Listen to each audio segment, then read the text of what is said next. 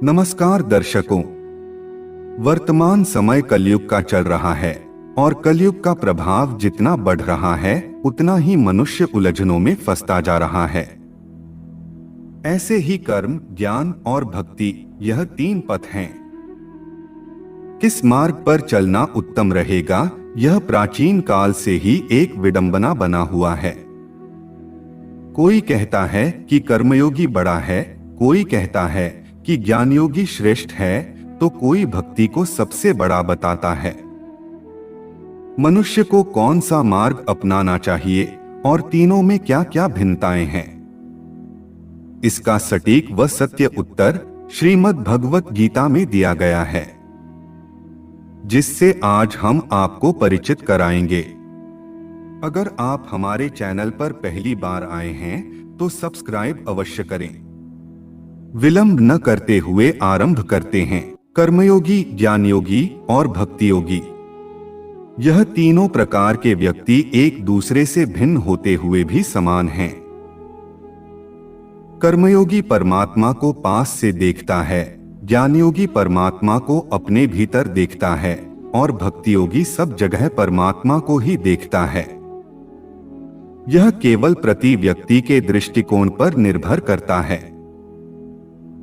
इसे सरलता से समझने के लिए एक लघु कथा के माध्यम से समझने का प्रयास करते हैं। एक गांव में तीन व्यक्ति एक साथ जा रहे थे। एक था कर्मयोगी, दूसरा था ज्ञान योगी और तीसरा था भक्ति योगी। इन तीनों में अपने अपने गुण थे और तीनों में ही अपने गुणों के प्रति घमंड भी था। कर्मयोगी भक्ति योगियों को कहता था कि यह समय व्यर्थ कर रहे हैं, मंदिर में बैठे रहते हैं और माला घुमाते रहते हैं। अब जो दूसरा व्यक्ति था ज्ञानयोगी, वह इन दोनों को मूर्ख समझता था।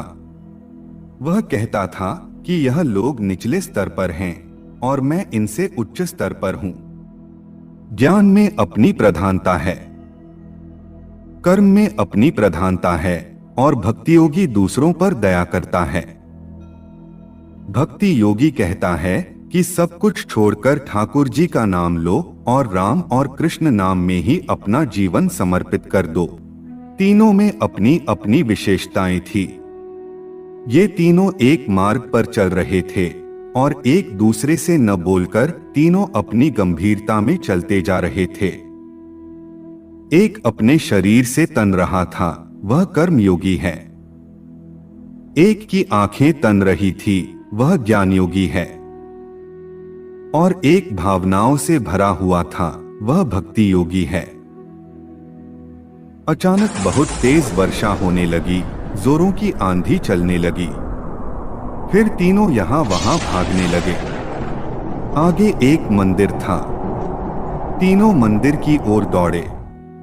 उन्होंने वहां जाकर देखा तो मंदिर में कोई प्रांगण नहीं था, केवल गर्भगृह ही था।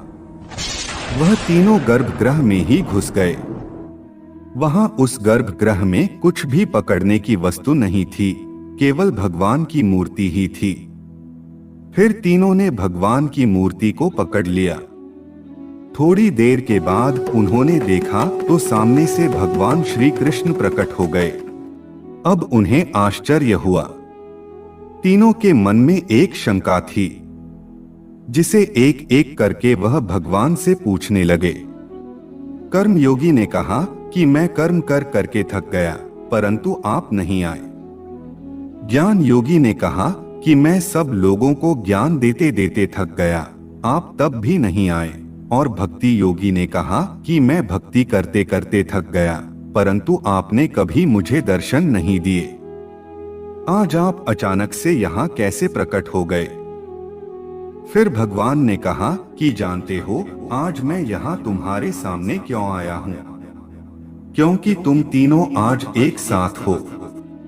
इसलिए कर्म, ज्ञान और भक्ति, इन तीनों गुणों को जो व्यक्ति अपने में समाहित कर लेता है, वह भगवत प्राप्ति से अधिक दूर नहीं है। यही एक प्रज्ञावान व्यक्ति का पूर्ण लक्षण है। श्रीमद् भगवत गीता में श्री कृष्ण ने अर्जुन को कर्म योग, ज्ञान योग और भक्ति योग की शिक्षा दी।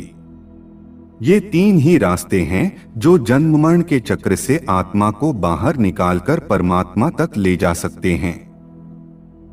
कर्म करें और उसे परमात्मा से जोड़ दें, ये कर्म योग है।